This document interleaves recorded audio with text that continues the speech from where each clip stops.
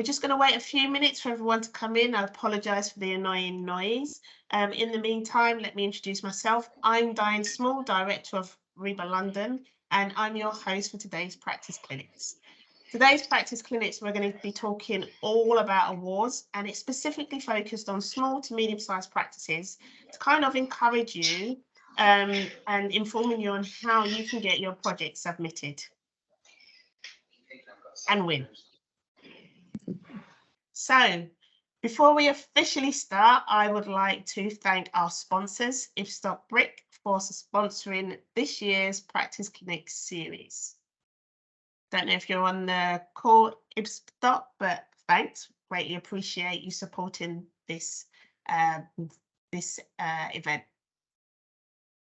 Like I said, I'm Diane Small, Director of RIBA London, and I'd like to introduce you to our panel today. I'm going to go around the screen and ask everyone to introduce themselves. So perhaps we start off with Denise. Delighted to be here. I'm Denise Bennetts. I'm one of the founders of Bennetts Associates. We're architects. We've actually been going now for 35 years, based in London, Edinburgh and Manchester. We have been very, very lucky. We've won a good number of RIBA awards in the past, being shortlisted for Building of the Year or Sterling Prize 4 times. But I'm here today because I am currently the chair of the RIBA Awards group. So I'm actually coming at it in order to give assistance from the judging side of life. But in this instance, I very much know what it's like to be both sides of the equation. Brilliant. So we've got some expert advice there. Thank you, Denise. And let's stick with RIBA. Emma, do you want to introduce yourself to everyone? Yes, thanks, Diane. Hi, everyone. My name's Emma England. I am interim head of awards. I've been in this role since July. So I work with the team here at the RIBA to deliver and manage and celebrate the RIBA awards process. In terms of my background in relation to awards, I was regional director in Yorkshire for many years, where I obviously hosted regional and national building visits for awards purposes. So I have literally been on hundreds of awards visits, and I've also launched some citywide awards schemes as well. Before then moving into international. So I've got some experience of working on the international prize. And then this year, I have delivered the Sterling Prize visits and the Sterling Awards itself. So I've got a good overview of the whole picture. And what we're hoping to do today is to explain a few of the new things that we're delivering for the UK Awards for the 2023 cycle. So we can provide you with as much information and be here to answer any questions to make the process as easy as possible for you. Thanks, Emma. Brilliant. And let's go to Gurmeet. Hi everybody, I'm Gurmeet. Apologies for the background noise you may hear. Hopefully we can work our way through it. I'm the founder and director of Office Sian Architecture Design, just established by me about 10 years ago.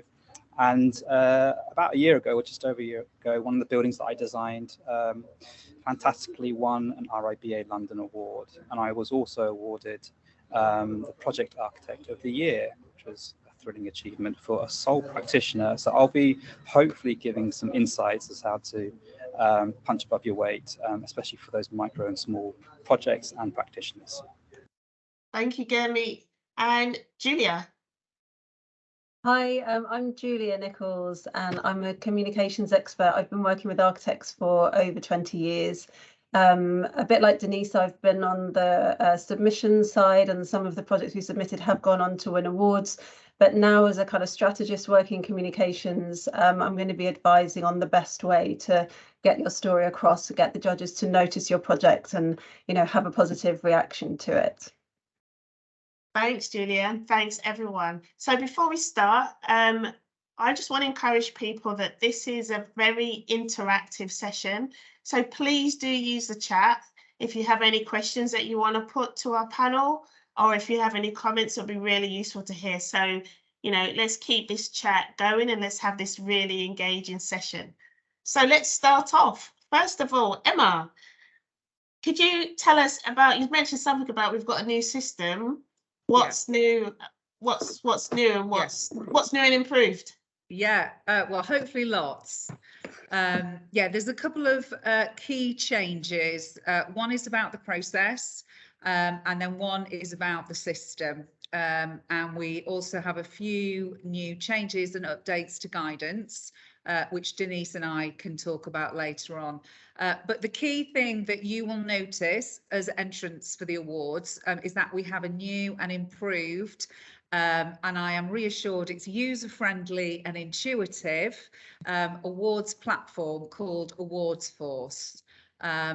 And this is going to be launched now. I'm delighted to say we've got a launch date of the 17th of November, which is a Thursday. So in a couple of weeks' time, you can log on and see the new awards requirements in terms of the system. So obviously, in terms of the interface, it will look slightly different. But in terms of the information, most of it will be the same if you've entered before. There shouldn't be any major differences there. But if you have logged on to the RIBA Awards platform in previous years, what you will have to do is just create a new member login the first time that you go on. But then from that point on, you can use the same member login, your new one that you create. And obviously for all RIBA chartered members, you can directly access the system using your membership number. So it's a bit of a shorter process for RIBA members.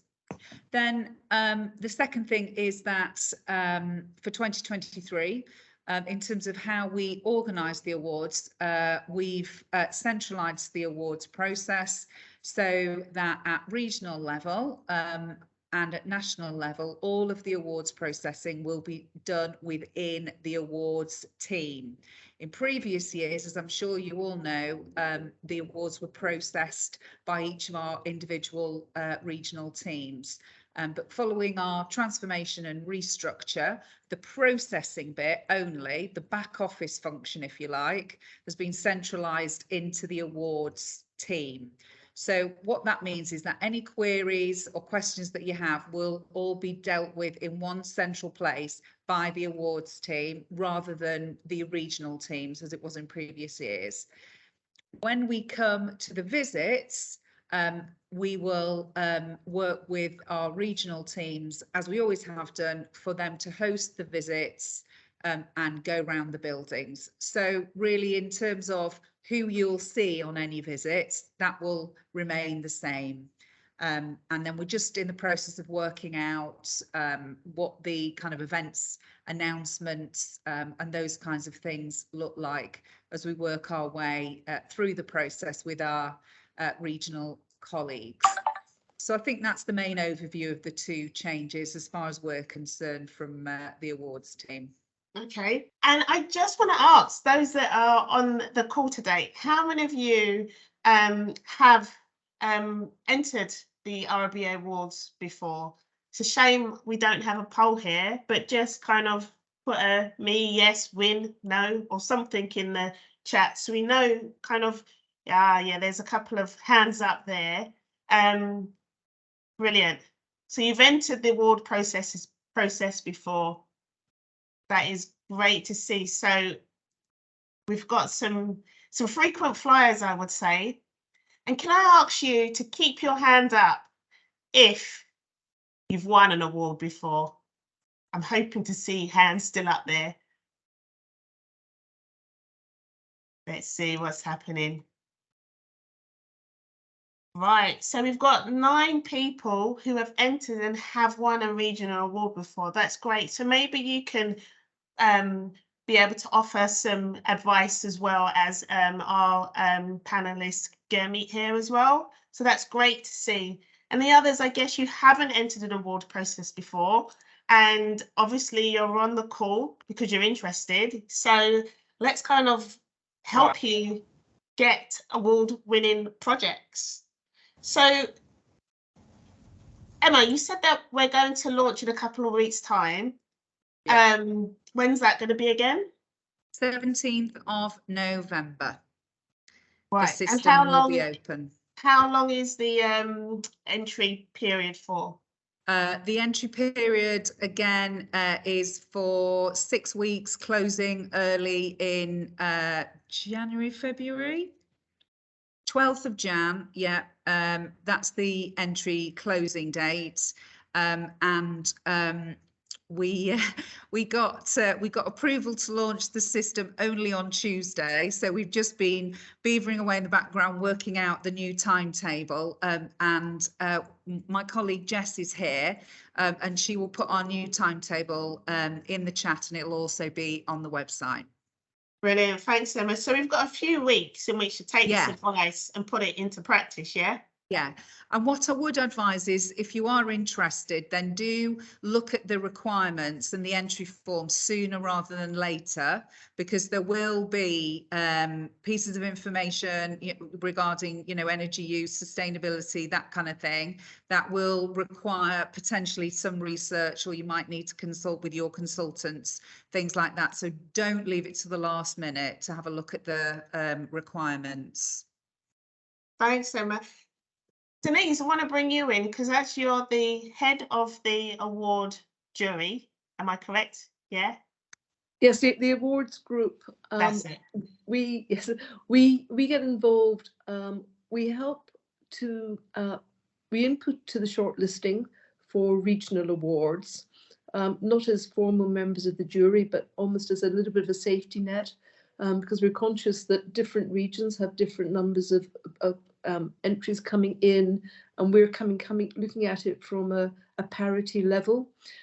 So, for example, there are certain areas which will get lots and lots of submissions, and we're quality driven. We don't have a quota, so we're there to make sure that actually, if there are good looking projects but people think there are too many to visit, that actually they still actually add those to the list and do visit, because it's important that we actually have the quality being recognised and acknowledged. So we sit in on the shortlisting decision for visits at regional level.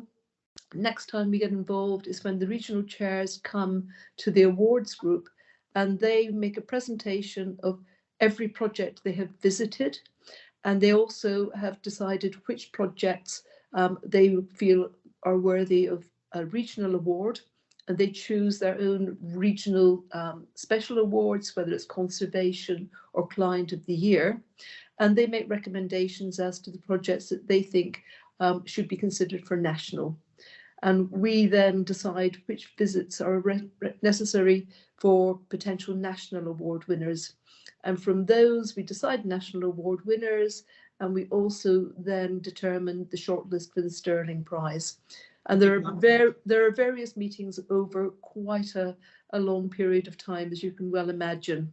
But it is a fascinating process. Best CPD going. Actually, I'm going to jump ahead of something. So you mentioned something about the judges, the regional judges. Who are the regional judges and what are they made of? Who can apply to be a judge? I think Emma can help out here.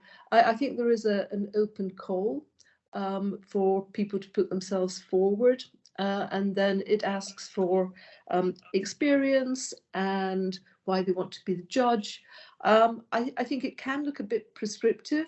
I think the really important thing is that there are different judges are actually representing different constituencies. So within the regional juries, we usually have a chair who may not be from the region itself, but they have usually done some judging in the past, and they have also won awards. But we also have a regional representative, and it's really important that the regional representative is bringing that incredible kind of hands-on knowledge of and experience of working in the locality. Because clearly, if you're working in the Northwest, it's completely different to working in the Southeast. So it's really important that people who are interested do actually put themselves forward. We have, if there are conservation submissions, we have a conservation architect, We also have somebody who comes in to advise on the sustainability data, which has been submitted, and that is usually an architect with sustainability knowledge. It's not a services engineer or an environmental engineer. And sometimes it's a big area, there may be a second regional representative. Is that correct, Emma? Yes, that's absolutely correct, Denise. Yes, and we've put a link in the chat here. The call for people to be involved in the regional juries and awards juries actually is open all year, but obviously we have particular focus on it now. So there's a link to the page on the website, and as Denise said, we're really keen that we get a really great, yet strong regional representation across the country. So we would encourage anyone to apply if they're interested in becoming a jury member. I think one of the reasons why we chose to do a practice clinic on the awards process is to kind of demystify the awards process and make it more transparent. So if you do have any questions, please pop them in the chat, and our panel, especially Emma and Denise, will be happy to answer it, because we want to make sure that this is a fair and transparent process. But we also want to hear from you as well in terms of your past experiences and what you think we can do better to make the RIBA Awards more suitable for everyone. So please engage in this kind of session as well. Just want to kind of move on a little bit and bring in Gurmeet and Julia in terms of actually we've just come. Let's stick to this. Let's stick to the judges. So there is Andrew's posted something and said, RE selection of regional representatives. The league say they need a body of work that must include having received one or more peer-reviewed national, international architecture awards. This changed in 2021. Why?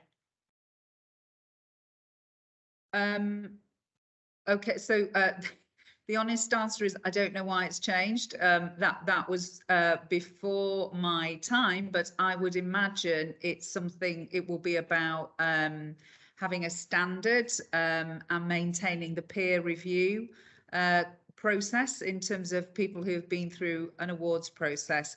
And obviously the fact that we need some kind of criteria in terms of guidance to work against. But with regards to the specifics as to why it's changed, I don't actually know. I think it's also worth adding that there is a text box. So if there are practices and representatives who haven't actually won awards, but can actually show, you know, a good quality of body of work, then they can reference that in the text. Okay, thank you. Hope that answers your question, Andrew. If not, pop something else in the chat.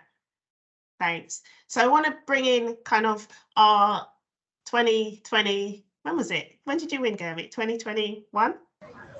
2021, yeah, every day it gets further away, which is slightly depressing, but yeah, 2021. Yeah, I want to bring Gurmeet and Julia into the conversation, because now we're going to move on and talk about you in terms of what is it that you need to do in order to at least get shortlisted for a project. So Gurmeet, how did you go? Actually, what made you decide to submit your projects, and had you submitted projects before and won or been shortlisted or not? What made you kind of think, yeah, I'm going to go for it this time? It was the first time that I submitted for the RIBA, and I was always conscious of it being the best in the class. You know, if you get, even forget about winning, just to get shortlisted was a huge moment in my career, and so I've always been quite critical of my own projects, and although having been shortlisted and won other awards, which are wonderful, I always wanted to choose something for the RIBA which I kind of knew had a decent chance. I think that's probably my first tip, is for all potential applicants to critically look at their work. I mean, it does take a bit of money, and it does take a bit of time to put in any decent application. You can't just chuck it in and just hope for the best. You are up against the best architecture of that year, and so just run your rule over your own work. And when I did that for myself, I mean, it did take about 10 years, but I kind of thought, actually, okay, so now I feel I can stand up and perhaps be counted. So that was the first thing that I did, but I had never submitted before. Wow, that's really impressive. First time, and look where you got. Amazing. Also, just when you talked about kind of money, obviously you have to pay to enter the awards, but I'm assuming that you had to spend some money to actually get quality materials and photos, and I think maybe perhaps that's when we can bring Julia in to give some advice as well. I mean, Gurmeet, what made you think that? At what point did you think, well, actually, I need to kind of up my game if I want to enter the RIBA Awards? What was your thought process there?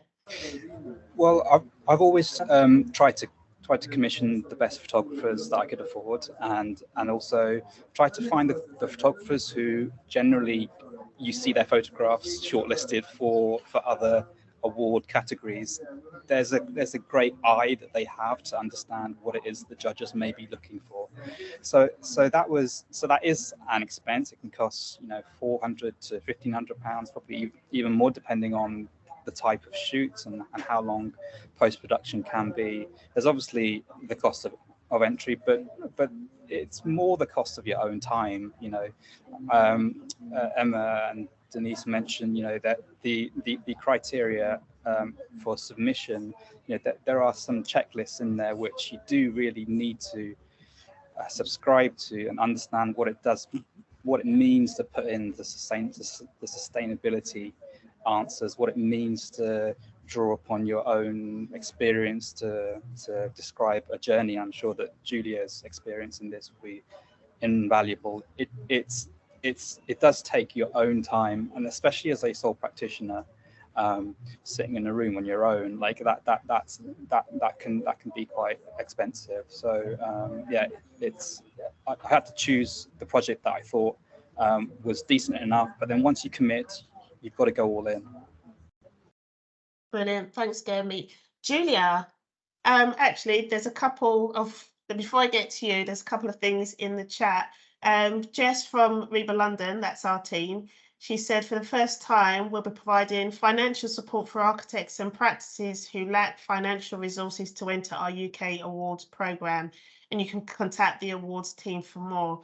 That's great, and I think that's kind of a works towards equity as well, because I've had a lot of small practices basically saying, well, you know, it's the time, just like you said, Gurmeet, it's the time, energy and finances that it takes for, and you're not necessarily sure you're going to get something positive out of it. So I think this is a testament where we've listened to our members and we've tried to do something to support them.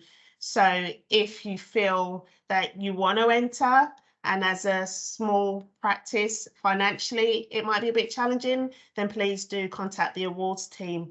And Colette has said, as there is a push for POE of sustainability data, has there been any consideration for extending the time frame for when the project was completed to when it can be eligible for entering? I think that's either Denise or Emma. Yeah, I would just, I'm nodding and then I'm thinking, yes, I think there is, I think we've already extended it. We've got to have a year after practical completion, I think. Is that right, Denise? That's so you right. Have, yeah. Do you want to? Do you want to give Yeah, the details? I would say it's one of the very, very few silver linings to the COVID cloud is it actually gave us a year-long break in the awards programme. So what we did with the 2021 awards, they were actually shortlisted at the beginning of 2020. And then they were actually visited in 2021 and the awards were made. So when we opened for the 2022, we said that the projects had to have been at least 1 year post-practical completion in order to begin to pull together the in-use data for the sustainability forms. Brilliant, thank you. I hope that answers your question, Colette. So, Juliet, bringing you, sorry, Denise? I was going to put in the chat, but I thought I'd just add it in here. When Gurmeet was talking about actually using the best photographer, the most appropriate for your building, and also very high quality. One of the things that we often do is to actually ask other consultants if they would like to contribute to the costs of photography. And you'd be quite surprised, even quite small consultants, if it's a decent sized project, are willing to do it. If you've got a commercial client, again, they're often willing to contribute to the cost of the photography, because actually it serves their own PR machine. That's a good one there, Denise. Thanks. I didn't think of that. Julia, do you want to chip in there with your expertise? I would just agree about photography. I mean, I think there is scope to get your client and consultant team on board, because you end up sort of splitting the cost. Your photographer will usually add something like 10 to 20% per commissioning client, but then when you split that between 5 of you, it's much cheaper for everybody. The thing to be aware of is that everyone will want their own sort of set of photos from that project, some quite details that you wouldn't have taken. So you just got to be a little bit careful that you don't end up with a kind of 2-page long photo schedule that actually you're not going to use, half of those photos. But I think it can work really well if everyone's aligned. And I think that investment in good photography is so important for the awards, but it's also an investment in your website, your social media, any press that you might get, and also future work, because you can show clients the best possible photos of your past projects. And let's say your project does get shortlisted and does get into the press, you're going to really regret the fact that you didn't invest in photography if you do reach that stage. So I think that's always worth the investment in good photography. Thanks, Julia. We've got a message from Amelia, and this is kind of a general question in the awards process. What I'm going to do is actually continue with our conversation and go through kind of the submissions and stuff, and then we'll come back to these kind of questions after, if that's okay. Otherwise, there's no consistency, there's no flow to the session. But Amelia, that's a really good question, and you're not the only person that's asked that, so I'm going to put that to Emma and Denise, and actually gives them some time to think about the answer. But so we spoke about photos. What else is required in terms, because we need to make sure there's from my recollection, it's a written statement and it's about the architectural drawings. Gurmeet, what did you do or what was your thought process when submitting that, in terms of, was there a story that you wanted to tell, and how did you go about doing that with all the things like the photos, the text and the drawings? What I wanted to do was to create the idea of a feel-good story. So this is a building which needs to be spoken about, and I have photography, I have words, I have drawings, and potentially, if I get shortlisted, I can speak to someone in person about why this is such a feel-good story. And everybody has that type of project in their portfolio, and if that's the type of project that you want to put forward, I think just take a step back and see collectively how the photographs can feed into the text, how the text is going to feed into the drawings, and how it all basically how the jury panel just cannot say no to this being at least shortlisted. So I tried to make it that the project was a community, was for a charity. It's a new build community centre in Soho. So I made the submission about people, and the building was just in the background doing its thing. But I would never have come to that conclusion if I didn't think about the whole process holistically. And then even on the drawings, I may have highlighted certain things which were quite people orientated or quite textural, like if there's a detail for how you did the flooring, I would suggest that you highlight that, or you do have a choice of what types of drawings that you put forward. Of course, there are plan sections, elevations, but drawings are just another way, like words and like photography, of communicating what you want to communicate. And for me, I wanted to push forward a feel-good story, that this was a a grassroots organisation who raised money, spoke to a architect. You know, they kind of built this project together. We all built this project together. So in that respect, I wanted to really portray almost like an anti-commercial vibe, but each project will be completely separate. So really just have a look at your project, what makes it unique, what makes your connection to the project unique, and that really helps in the project architect of the year awards criteria as well. Thanks, Gurmeet. I mean, I can kind of add to that. I've sat in many award shortlisting meetings, and you know, just to say that the judges are just like everyone. They're architects interested in buildings and stuff, and they actually come into the room really excited.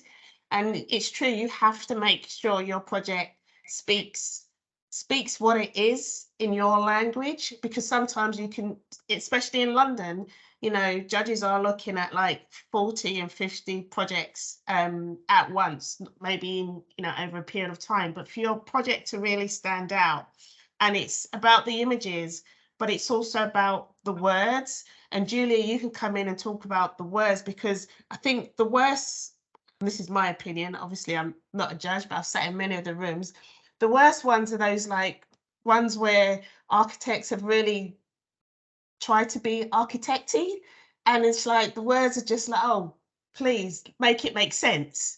I think it's the simple words that tell the story. So maybe you can kind of add to that. I mean, I think first and foremost, good communications is about knowing who you're talking to. So thinking about who's going to receive this information and what do they need from you. You know, they've got clear judging criteria that they're trying to score you on. So the easiest format that you can give them, the criteria that they've asked for. And I think, you know, Gurmeet spoke about the sort of the human story. That's so important. You know, criteria include providing social value, engaging the users, buildings being fit for purpose and innovative. So, you know, anything you can draw out of the story that plays to those strengths, and, you know, not being afraid to use bullet points. You know, you don't need to put long flowery paragraphs in with the sort of the criteria embedded in there. It's actually just, you need to make it simple for the judges to see, okay, they've addressed this point and I can see they've, you know, really achieved that in this building, and then they can sort of give you a tick and move on. But I think that storytelling aspect, as well, of being able to, as Gurmeet said, stand back from your project and see what the actual impact has been of the architecture. Clearly it's an architecture award and people want to know about the design and how the structure was built, but ultimately it's about impact on people and place, and how has your project achieved that. It's hard when you've spent, you know, months, years delivering something and you've seen it go through planning and construction and value engineered, and you know that it's hard to sort of pull back and see that, but that's really what you must try and do to communicate well about your story. But one thing that I did was to sit down with the client and just say, look, we're going to put in for this RIBA award. What do you think of your own building? And, you know, how has it impacted you, and how has it impacted the community? And you know, I more than anybody can be accused of writing quite architectural text. It's not going to work in this process, and you have to humanize what you've been thinking about over the last 4 or 5 years sometimes, and sometimes a way through that is just to have a very simple human conversation with the people who are using it and take snippets from that. And I think there's no stronger kind of advocate of your architecture than the people using the space. So yes, your client or your end user giving you some feedback that you put into your submission, so that you're not telling the point, actually the user's telling the point and saying how transformative, you know, their operations are now that they're in this building. So I think, you know, definitely taking the time to get end user and client feedback will, and again, that will be useful across all of your comms, not just in the awards process. Thanks, Julia. Just to shout out again, if you guys listening have any other questions with regards to submission, in terms of how can you get your project across the line, please drop it in the chat now, because we're going to move on just a little bit forward. So based on the advice that Gurmeet and Julia has said, we've really now got some really fantastic stories which involve the users with nice photos and some nice architectural drawings which highlight the areas that you want the judges to see based on what you were saying, Gurmeet. And so we've submitted that. What's next? So maybe Emma, maybe you could kind of talk about the process, what happens there. Yeah. But before you do, Yeah, sure. there's a question here. What aspects of sustainability and human focuses are you most looking for? Maybe we can answer that question. Gurmeet, I think, and actually Denise as well.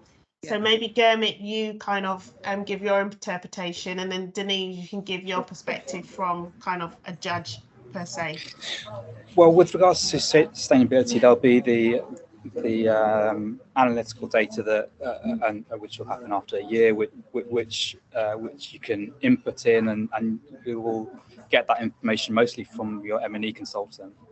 But because the building that I designed did use some quite forward-thinking sustainability features, I spoke about that. Well, I wrote about it in the text. You know, a big paragraph about why that is important, why that was important to the client, and why it's important for me. And so again, just taking a step back, I knew that sustainability was an area that my building could really punch above its weight.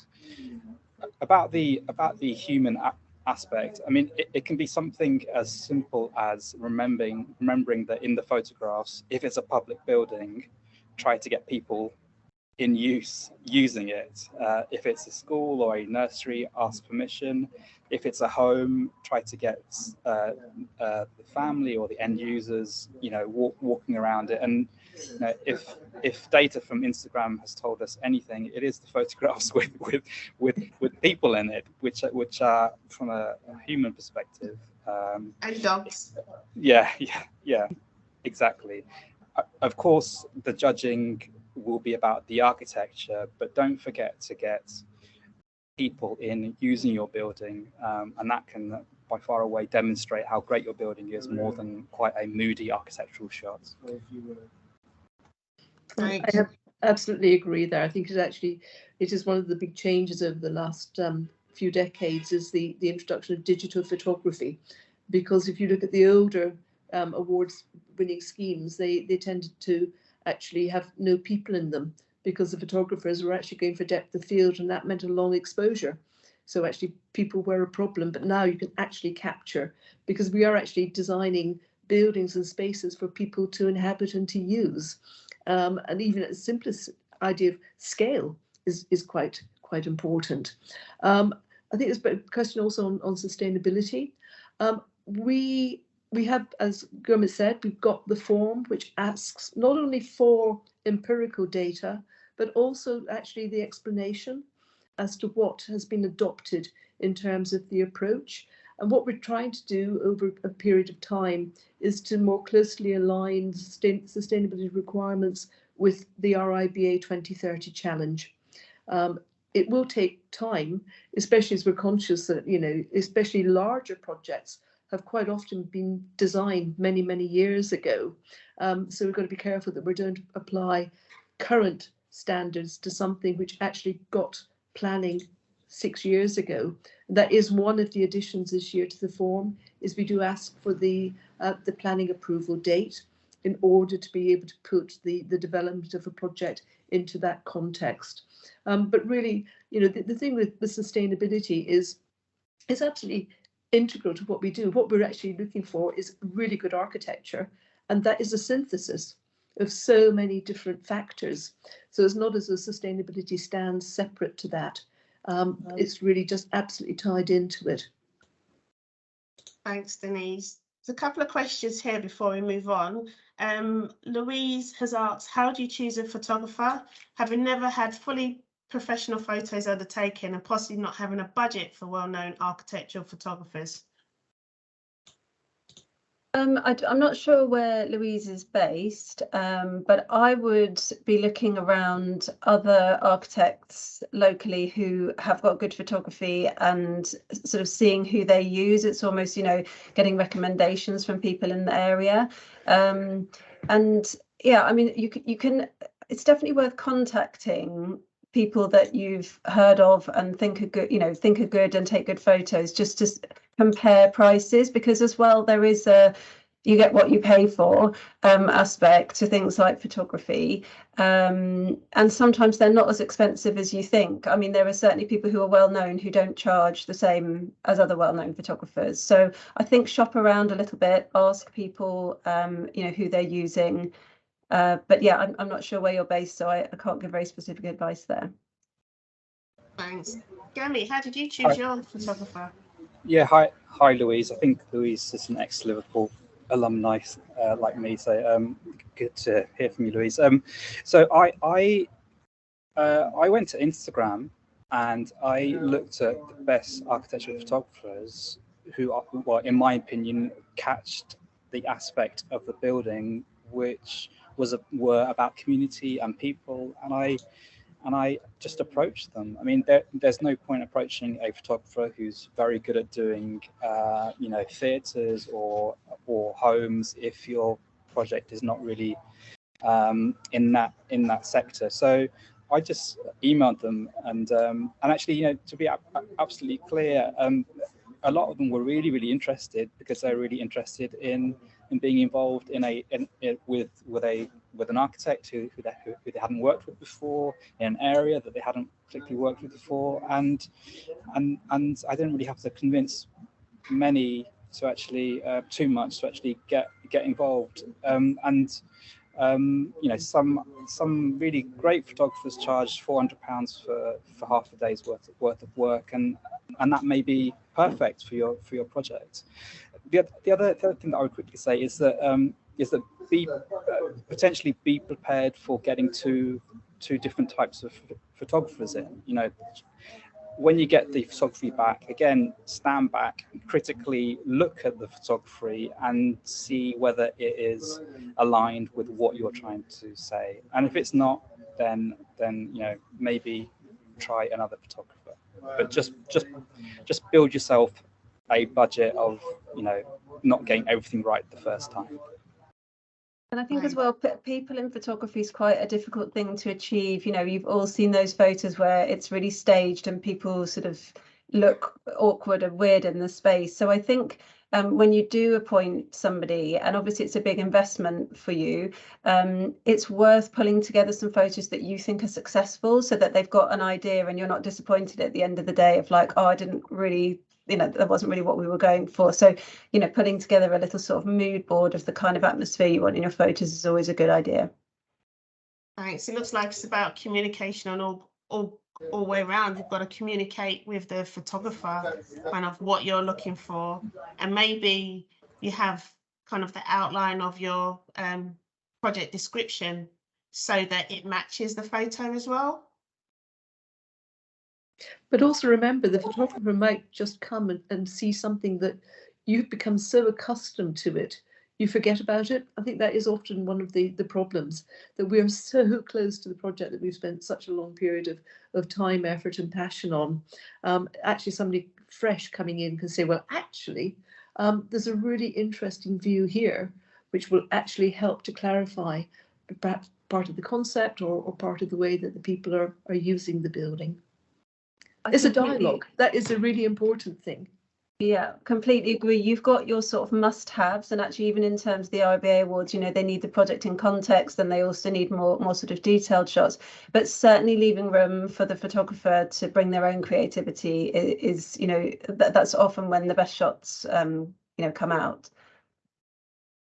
Yeah, Stephanie's just said if people are standing looking for photographers, you can take a look at past regional award pages, which is great because the credits are always listed for the photographers. So that's a really good idea. Thanks, Steph. We have a question from Sandra, And they ask, how small is small for a project in terms of construction value to be submitted? I don't think there is one, is there? Yeah, no, I was just going to say there isn't. I think the only issue we would have is a very short-term temporary facility. Okay. But it can be small and permanent. Garden shed, treehouse. Yeah. Okay. Cool. We're going to move on. I mean, this is so fascinating. I thought we would have run out of things to say, but we're just halfway through actually. So so we've submitted, we've taken all the advice, we've got the best photography we can afford, we've created the best story, blah, blah, blah, blah, blah. We've submitted it. Emma and Denise, Yes. what actually happens after that? Just kind of whiz through that process of people. Okay, entries come in. We sort the entries out, make sure they're all valid, make sure we have all the correct information. We might come back to the entrance if we need to clarify anything. Then we go into shortlisting stage and we shortlist all of the entries by region. So that's all of our 11 regions and nation in Wales. And then once we have shortlisted, that process is actually done online. We will then have the list of the successful projects for the shortlist, and those are the projects that we will then go and visit with the same jury who did the shortlisting. They will then go out and visit each one of those projects actually physically to go and experience the building, and that's what sets our awards apart in terms of quality and rigor and assessment and all those kinds of things. Then once the jury has visited each of the projects, that's obviously then when they decide the winner. Okay, I'm going to stop you there. Yeah. Because we're now at the visit stage. So, Okay, and yes, visit, very important. There's an art to a good visit. I can testify that the shortlist process is very thorough. There's some great conversations that happens between the judges. They don't always agree. Sometimes it's just an outright, yes, this project I've got to visit. Sometimes it's a battle and they've got to come back to it. So it's really interesting in terms of the kind of conversations that actually happens in the room. My role as regional director is just to kind of just make sure everyone's behaving and being fair and transparent. But just to say that the judging process is as authentic as it can be and very transparent and very honest. So the judging is done online. Previously, it was done in a room. And although it takes longer when everyone's in a room, but online, somehow I felt it was a bit more thorough and we actually got through things. That's one of the things that COVID kind of made us realize that actually this is great. And then it's about the judging, going to visit. So from our side, in terms of a regional team, it's about plotting the journey. Well, first of all, trying to find dates for the judges where they're all available so they can go out and visit, and plotting the journeys and plotting the visit times for each building. And each building has, is it 40 minutes? I think so. To be honest, I haven't done regional awards 45. for a long time, but they all have the idea is that everybody has an equal amount of time. Yeah. No matter how big or small your project is, you've got 45. And I do recall going around with my stopwatch saying, right, 45 minutes, go. Yeah. So we're actually at the project, at the site. Gurmeet, can you kind of take us through in terms of how you prepared yourself for your project visit? Yeah, sure. I mean, I was so nervous beforehand. I mean, it's the first time that I'd entered, and a guy that I'd never known was coming down, and the way that I get over nerves is to super prepare for absolutely everything. So I knew that I had the gentleman will be there for, I think, 40 minutes. I'd probably have 30 minutes to speak. So I practiced exactly where I was going to be, what I was going to say, and what story I would tell. And I practiced it over and over again, and then just executed it on the day. I don't think that was what got me over the line, though.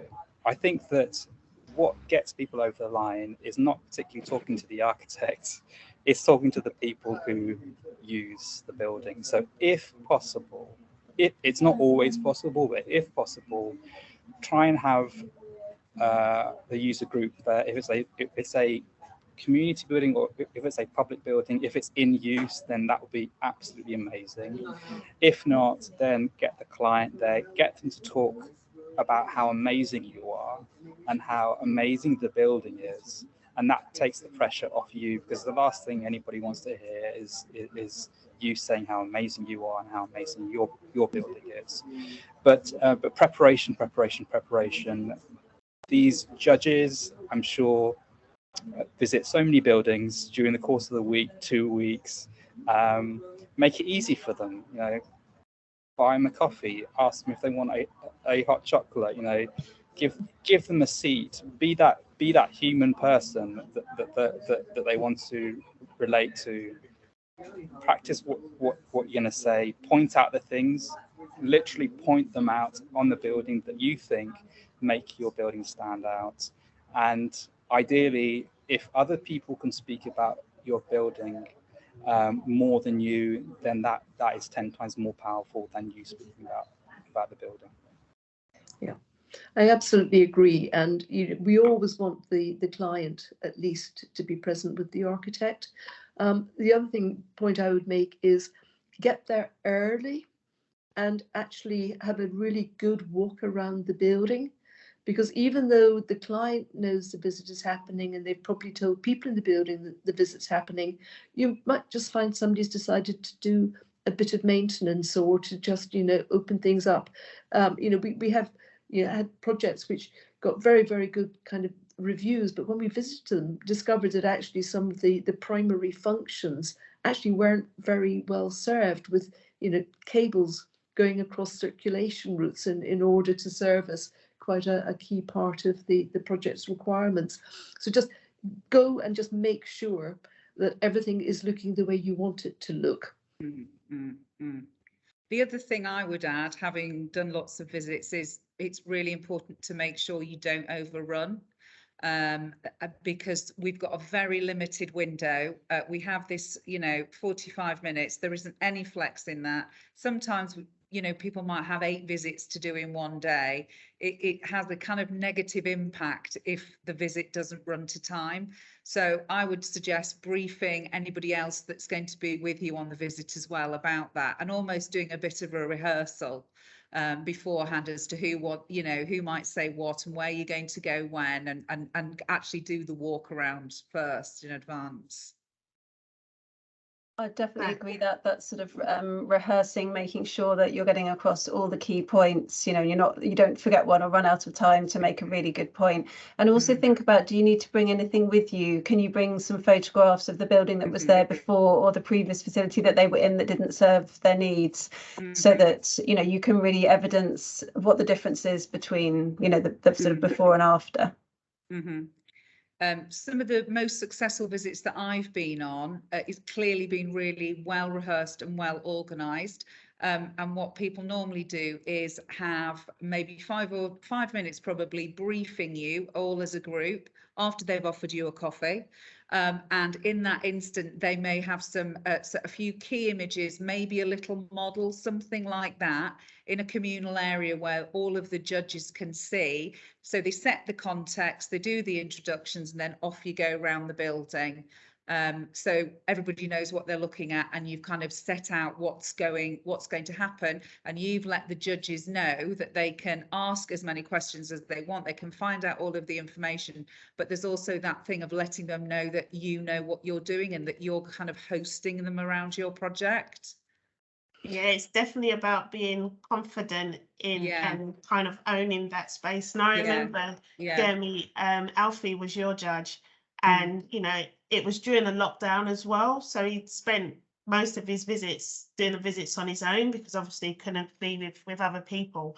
But I do remember and recall him talking so passionately, not just about the building, but about you and your relationship with the client and the client actually amplifying that back. So it really is, again, it's about communication. And I think that's why you got the extra prize of Project Architects of the Year. But it really stuck with Alfie, and he went back and told all the judges that. And, you know, I think it's a combination of all of that everyone needs to consider. It's not just what's on paper, it's not whizzing them around, it's you're telling the story in person. I was going to say advocacy is really important because you put so much effort into doing the submission, then actually hopefully being shortlisted and taking the judges round. But you know, after that, the judges will then be discussing and debating, is this going to actually get a regional award? Is it going to get one of the category awards? Do we think actually it should be going further? And you actually have to make sure that the judges have the tools to be good, strong, honest advocates for your project. And if you have a project where the judges, you know, they come to a meeting and somebody says, well, what about this aspect? And they go, I'm not sure, we didn't actually see that. That begins to actually diminish the likelihood of getting an award. So actually that dialogue with the judges, so they really know what the project is about, where it came from, what it's doing for the client, what it may be doing in the future is very, very important. Thanks. Gurmeet, do you have anything to add to that? No, I suppose when it comes to the visit, don't try and wing it. That's the only thing. I mean, preparation, have a good connection with the clients, rehearse it, and hope for the best. And try not to be utterly prescriptive, because if judges think that there's a door that they're not being allowed to go through, sure as hell they're going to find a way of going through it. And always take them to the plant room if you have one, because there is one to go and have a look in there. Yeah, I agree with you there. Yeah. Don't know why, but yeah. Brilliant. So let's move on now. So we've done the visit. You've left your impression on the judge. Emma, what happens after that? Well, after all the visits are conducted, we have a review session where all the decisions will be made and projects will be discussed really, really rigorously. That's obviously been happening all through the kind of visits and beforehand as well. And there's a chair of the jury who runs those discussions. And then the jury, obviously, ideally, collectively, will make decisions on which projects will have received regional awards. And then at that stage as well, we allocate the special awards. So that's things like Building of the Year, which I know we've got a question on, Emerging Architect, all those other special awards. And at that point, more or less, the awards group then hand over the awards as a product, if you like, to the regional teams, and then the regional teams will go away and deliver some kind of announcement, the celebration part, to reward everybody's hard work in the announcement events in whatever guise that might take. Obviously, since COVID, that's kind of changed over the last couple of years. So we're just working out what that bit looks like at the moment. So that's the regional awards process kind of finished. And then we move on to the national, if you want to talk about that. That's the next stage. Hold on to the national, because I want to get on through some of these questions first, and then we can kind of go with the national. So I think that is a pretty clear transparent whiz through the regional award process. So if anyone has any questions on that, please drop it in the chat. And I'm going to go back to some of the questions before. So the question that Amelia posted, she said, I'm interested to understand when regional projects are considered for the national awards in the judging process. My firm won the Building of the Year in our region this year. However, other projects that were up against at regional level then went on to win nationals and go forward for House of the Year. It was confusing that we appeared to win in our region, but we were then beaten by other awards by these projects. Yeah, sure. Well, I can have a go at answering this and then probably get some input from Denise as well. Yes, we are aware that this, especially this year, for lots of different reasons, has been potentially confusing. What I think is important to remember is that we actually have different juries, and obviously different juries are made up of different people and they have different opinions, and they will understandably come to different conclusions. But the regional awards are judged by the regional juries, and the national awards are judged by the awards group. So you've got different people making the decisions. That being said, I think actually there is a perception problem that we need to do some different communications around what Building of the Year actually is and what the regional special awards mean. Building of the Year actually is can be awarded by the regional juries, given in recognition for a particular set of regional context, or rewarding or celebrating a particular regional situation that might not apply at a national level. And so the national awards jury are looking for a national standard. So that's why it's a separate process. So what we're doing to hopefully try and address this and give some more clarity is Denise and I have looked at the guidance, and we've got some suggestions about how we treat Building of the Year. We're hoping that we're able to visit all of the Building of the Year projects as part of the National Awards assessment. So they'll be all judged together. But we're also going to communicate the prize differently in terms of our marketing, and we've got some, things like we've got some new diagrams drawn up so that we show it as a kind of separate part of the process to make it really clear that it's not a kind of pyramid, that the Building of the Year will go straight into the National Awards. That's not how it works. So we've got some new comms that we're going to deliver for this cycle. I think we're also going to, when we do the briefings for the regional juries, we're going to clarify it, because part of the difficulty we've had, as Emma has alluded to, is that if you look at the criteria, it talks about having made a significant contribution to the practice of architect in its local context. And we have actually had instances where the chair of the regional jury has said, we've actually given it to this project because there's quite a lot of buildings like this in the locality which could actually be upgraded, etc., in this way. And so we think this is an exemplar of a particular approach which is applicable within our region. But even they aren't necessarily putting it forward for a national award. So again, as Emma said, we're going to be absolutely clear in the briefing to the regional chairs, the regional juries. The Building of the Year really should be the accolade for the best building in the locality, in the region. And it's easy with hindsight to see where there were the nuances coming in.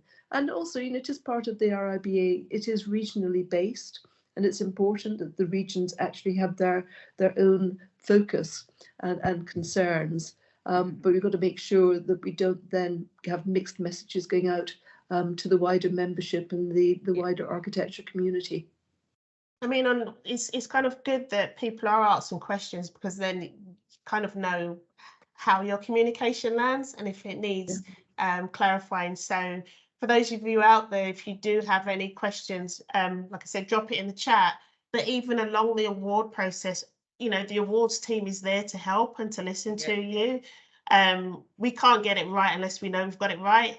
Unless, you know, so keep that. Or if we've got it wrong. Yeah, exactly. Yeah. And it's in our interest to get as many entries as possible. So yeah, absolutely get in touch. Exactly. So I'm going to move on to Ben's question here. And it's just to say, it's good to see that everyone is still with us. And if you do have any questions, drop it in the chat. Ben has said, how heavily weighted is the sustainability section of the awards? It is a contributing factor. There isn't a specific weighting. I can see that, I think there are a couple of issues with the sustainability. One I've already spoken about, which is that we've got to be careful that we're not judging projects which were designed a good number of years ago, which got planning against current criteria. You know, we'd like to think they weren't business as usual all those years ago, that they were actually trying to be exemplars. It just doesn't look to be so great now. I think when it comes to smaller projects, especially residential projects, there will be a lot of the information which will have been part and parcel of doing all the building regs submissions, etc. And it should be capable to say to the client, can we please actually just have sight of the electricity bills, the water bills, if you've got a water meter. So quite a lot of the information doesn't necessarily need to come through consultants. It can simply be taken from the straightforward documentation, which should be coming through just for running the building. And Julie, I want to bring you in there. How would you kind of, how would you help an architect to kind of get their head around sustainability, especially if they're a small practice and it might be a bit terrifying for them? How would you, as a communication specialist, help them to communicate that in their small project? I think it helps to be as specific as possible. So, you know, we're in the age of greenwashing and anyone can kind of spot it a mile off. You know, don't be vague in your claims. You know, really, if you're talking about the building's been designed as sustainably as possible, you know, talk about what aspects have contributed to that, you know, what kind of systems and passive ventilation, and, you know, be very specific. And if you have data, if you can get access to data, like Denise said, you know, whether that's a homeowner or it's a sort of commercial developer, allow the time to get that data and those metrics, because they really will, you know, not just in the RIBA awards, but generally in the industry, people are really looking for metrics now rather than vague statements. So just get as much as you can. Also, we mentioned about the RIBA 2030 Climate Challenge. You know, that's going to be setting the benchmark for what projects are assessed against. So just have a look at the criteria, have a look at the various aspects of sustainability that you need to be addressing, because you may actually be hitting more than you think in your sort of, you know, your natural approach to designing buildings. And the more you can provide, the more likely you are to score a point and then get shortlisted. So it's really worth, you know, taking that time and liaising with any consultants that you have to get the best information. Thanks. I'm just reading through the rest of Ben's questions, so I'm just checking if we've answered them. Denise, we haven't quite. When the sustainability forum does have links to various data sets and websites to help to do some of the calculations in terms of embodied carbon, etc. And we are hoping to be able to get some short sessions up on the website from some of our sustainability advisors in order to go through that. There are sessions where the sustainability assessors for the regions also have meetings with the sustainability advisors to the national group. So we can actually pick up issues which may be coming through where there's lack of clarity on the form or it's been infilled correctly. And then we can go back. If there is confusion in terms of the data that's submitted, then actually the RIBA, the team, will get in touch with the practice to get clarity. Yeah. Thanks. Does that answer all of Ben's questions? Sorry, wanna you make weren't sure- shortlisted. Sorry?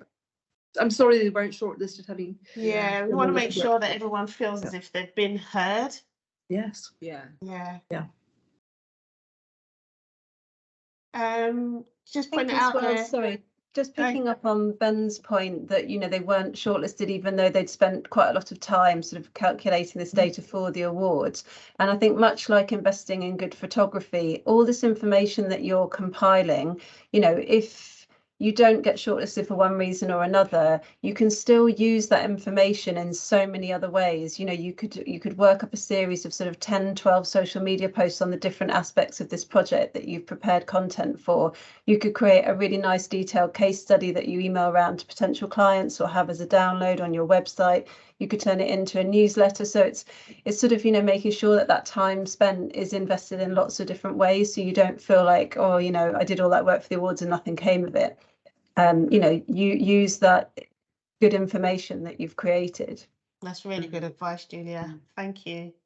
So we're in our last kind of 15 minutes. Let's kind of take up, move on to the next day. So Emma, do you want to kind of just quickly talk about the national and obviously the Pinnacle Sterling Prize?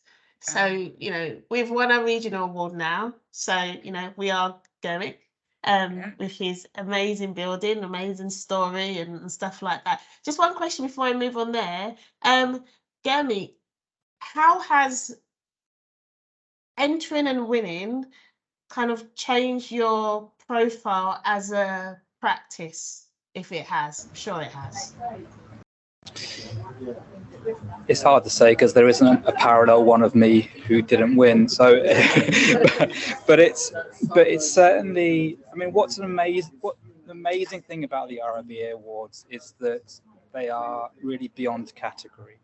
So a little building that I designed for less than £1 million is at the same table as a Foster's building or a Rogers building or whatever. So regardless of form, function, cost, that's you are for a period of time you are regarded in that sphere, and for a small practitioner that is gold. I'm sure Julia can have a separate seminar about what then to do with and how to shout about it for the next year or so.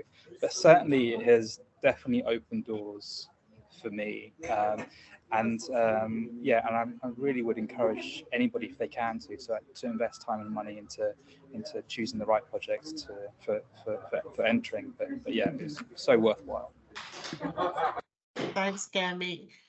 So let's just quickly move forward. We've had an answer from Ben. I think he says thanks, and hopefully the information we'll give would be helpful for small practices. So at least we've done one good thing today, which is great. We're definitely going to do some little vlog type videos that we're going to host on YouTube from some of our experts to help people with their entries. Brilliant. And just quickly in the last kind of 10 minutes or so, Emma and perhaps Denise, can you kind of take us through to the end, to the big win? Yeah, I'll probably defer to Denise in terms of the national awards because she's been doing it longer than me. But after we have the regional awards, we then hold a general, a large meeting where the awards group get together, and in that meeting they look at the regional award winners and decide which of the buildings are going to be visited for the national awards. And then same as the other regional awards, it's the same process. A jury goes out, visits those projects that have been shortlisted for national awards and either gives or doesn't give a national award. The national awards are then announced, and we have an event in the summer, which for the last few years has been at the Serpentine Gallery, where everybody comes along and gets their certificate. Then from those winners, the awards group distills out the Sterling shortlist. And that is always 6 projects that we will then go and visit with a separate jury, Sterling jury. And those visits happen in September, obviously for the announcement in October. That awards ceremony, the Sterling, that's where we decide the other national special awards, the Stephen Lawrence Prize, which currently is for a small value project, Neve Brown, which is for housing, and Client of the Year. And I think there's one other that I can't remember, but that's where we decide those special awards as well. So Denise, have you got anything to add in terms of the process? I think the only thing I would add is just a bit of time scale to it. Yes. So for example, this year we were back to the more regular means of judging, as opposed to the limitations applied during the various lockdowns. So what we did is, I think back in early April, we had 3 days. And the first 2 days, we had the chairs of the regional juries coming in to present all the projects they had visited, along with their recommendations. And so literally there would be a PowerPoint. They would run through from one project after another, and there would then be a period of time for clarification, discussion, debate. And the 2 days were taken up with those presentations. And as we were going through, of course, we're annotating the potential national visits. And we then have another day deciding which projects we really did want to consider for national. So that was then followed by visits. And then I think we had 2 days when we met and we debated the nationals and came up with a potential long list for Sterling. And we then had a final day where we met to agree the Sterling shortlist. The meetings this year were hybrid. They were both in person and with people joining remotely. The awards group is about 24 strong, and it is made up of members who have actually been award-winning practices. So this is where that becomes quite important. Mm-hmm. And they have usually also served at the various stages of the juries. Mm-hmm. So we have very, very interesting, good debates, sometimes with very, very spiky differences of views, as I think Diane and Emma can imagine.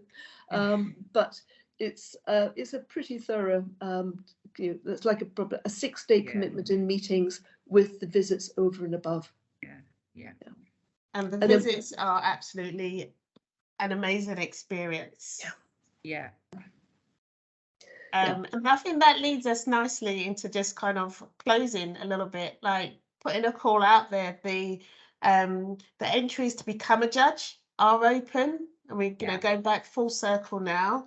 So I'm hoping that this conversation, one, has demystified the awards process and has encouraged some of you, especially small to medium-sized practices, based on Gurmeet's advice and Julia's advice, that we all deserve to have a chance to enter into the awards process. Mm-hmm. And this year we do have some financial support for your entry, obviously not to help you produce really nice photos, but to get you in, we are able to offer some financial support there. And hopefully the awards process is a bit more transparent, and that you realise that it's normal people who are judging. You're judged by your peers, and maybe a really good way to kind of understand the awards process is to sign yourself up and see if you can be a judge. Mm. You may not have a project this year, but if you become a judge, you will definitely get the behind the scenes, ins and outs, nitty gritty fun of the RIBA award process. And it is such an experience, one in a lifetime. So I'd really encourage you to apply. If you're not sure whether you feel that you would qualify or whatever, you can always pick up the phone and talk to someone from the awards team. You can, you can even enter as a lay assessor if you wanted to, because a lay assessor is just someone who has a general interest in architecture. Maybe you are an architect, but you don't feel confident enough to be a regional rep or something like that. Even just a lay assessor is, you get all the fun and action. There's no kind of layers in terms of whether, when you're in a judging team, you're all as one. It's a team. There's no hierarchy there, apart from the chair does all the work and you have all the fun. Just the last call for any more questions. Otherwise, and we've got 5 minutes, so we'll just start wrapping up. And if a question does pop in, then we'll answer that. But I would just like to ask everyone on the panel if they can give kind of, based on this conversation, one last piece of advice to our listeners. Let's start with Julia. So I think my advice would be just make sure you're telling a really compelling story, and that you're thinking about communications all the time. So when you've got your best possible photography with people in, with your drawings, definitely highlight the things you want them to notice, but take everything off that isn't important, so that there's real clarity in the information that you're giving. Thanks. Before we go to Gurmeet, this is a question for you actually, from Kiana. What's the best way to display statistics throughout the text or in the beginning to tell the story? This one's for you, Julie, I think.